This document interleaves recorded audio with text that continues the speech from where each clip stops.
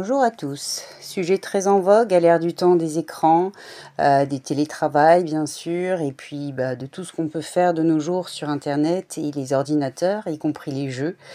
Voilà.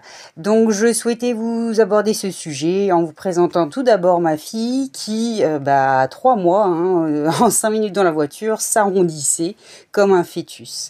Et puis plus tard, 7 et 11 ans, toujours autant de souplesse. Alors cette souplesse va tout doucement se stabiliser jusqu'à à peu près l'âge de 16 ans. Et il faudra toujours bien veiller du coup à toutes leurs assises, à leur tenue générale, leur position debout, y compris leur cartable trop lourd, les sports qu'ils feront. Alors la natation bien sûr est optimale. Et puis toujours veiller à ce qu'ils n'aient pas les écrans collés au nez et qu'ils lèvent de temps en temps la tête. C'est très important parce que c'est là que ça va jouer pour leur future position tout au long de leur vie. Donc, je vous présente en introduction l'état, on va dire, morphologique de la colonne vertébrale avec une kyphose naturelle et une lordose naturelle. Il puisse arriver que des douleurs finissent par arriver et s'installent. Alors il ne faut surtout justement pas laisser s'installer une douleur, mais tout de suite aller consulter un ostéo où je reste bien sûr disponible si vous souhaitez qu'on en parle. Et ainsi déceler au plus tôt là ou les causes qui ont engendré ces douleurs. Avec en top du classement la position en avant trop penchée toujours, y compris quand on ramasse. On pourra ensuite citer les talons hauts comme les talons tout courts qui déforment le pied. Ensuite l'avachissement, la sédentarité, le peu d'exercice physique. Quelque chose auquel on ne pense pas forcément, qui est peu connu, mais les cicatrices de la partie abdominale qui vont tirer en fait la personne sans même s'en rendre compte vers l'avant. Alors une petite astuce, c'est de masser cette cicatrice pendant plusieurs mois après l'opération, doucement, par exemple avec un peu d'huile d'amande douce pour détendre les tissus qui ont été endommagés. Sachant le temps qu'on passe sur notre lit à dormir, dans notre vie, ça vaut le coup de vérifier, ni trop souple, ni trop ferme, juste adapté. Au niveau oreiller, on évitera la superposition ou les oreillers trop gonflés. Lors des longs voyages et déplacements, que ce soit professionnel ou pour les vacances, on veillera toujours bien sûr à la position assise du conducteur. Et puis, pour les enfants, c'est moins compliqué quand ils sont encore petits. Mais là aussi, il faut penser à faire des pauses de façon à dégourdir les muscles et puis ajuster le rehaussement. Je terminerai sur le cas d'une personne qui doit travailler de longues heures sur un ordinateur et assis sur une chaise, où il faille donc rehausser et ajuster les tables, les hauteurs, les chaises, les écrans.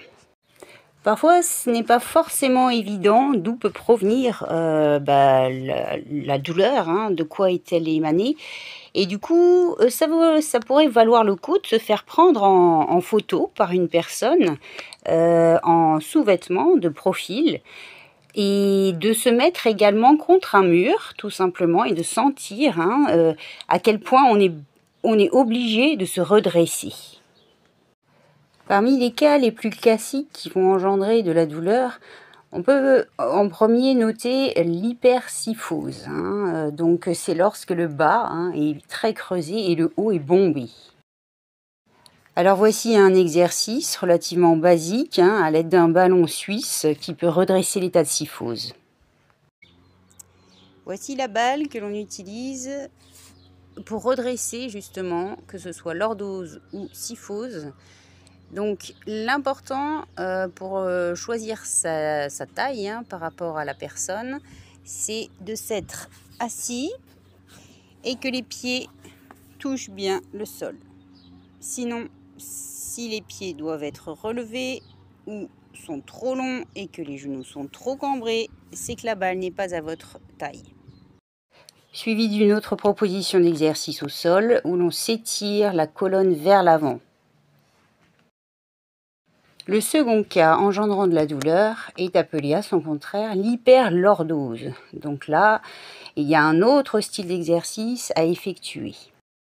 Avec le ballon suisse, on se met par-dessus, on étire les membres et on met bien les mains à plat.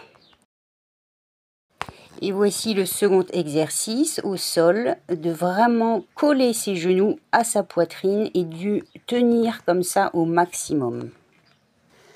Pour finir et retenir les points essentiels des cas de syphose, se redresser toute la journée tel un arbre bien droit, les talons bien posés.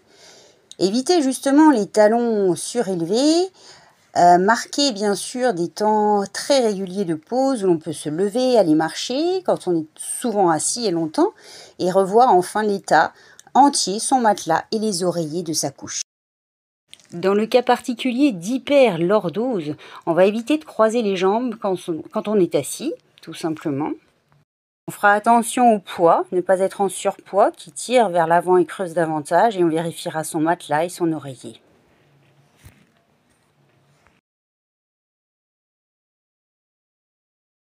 Et comme l'on dit, mieux vaut prévenir que guérir, la natation, le crawl notamment, pas la brasse qui relève la nuque, les pilates évidemment, ainsi que le yoga postural seront des activités régulières optimales. Voici ici l'endroit où se situe le point du méridien numéro 1, qui souvent est douloureux chez les personnes qui notamment ont effectivement des douleurs lombaires qui s'installent. Donc je vous conseille par exemple, comme automassage, de vous le masser ainsi. J'ai une autre astuce avec une petite boule. Voilà, donc à l'aide d'une balle de golf, vous allez tout simplement, pendant que vous êtes assis quelque part, ou tout simplement parce que vous avez envie de vous masser un petit peu, vous faites rouler comme ça la balle, la boule, elle doit être ferme et sur un sol ferme également. Voici l'huile d'épinette noire que l'on pourra appliquer à raison de 4-5 gouttes dans un creux de main contenant de l'huile d'olive et se faire des massages dans le bas du dos. C'est donc sur ces quelques conseils que je vous laisse prendre soin de vous-même, de venir au besoin vers moi ou vers un praticien. Et merci d'avoir suivi ma vidéo. J'attends vos retours avec grande impatience. N'hésitez pas à transmettre.